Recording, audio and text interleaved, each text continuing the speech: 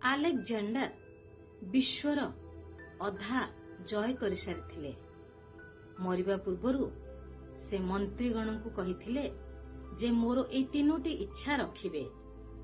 ପ୍ରଥମଟି, ମୋର ଯୋଉ ଚିକିତ୍ସକମାନେ ସେବା କରୁଛନ୍ତି ସେମାନେ ମୋତେ କାନ୍ଧ ଦେବେ।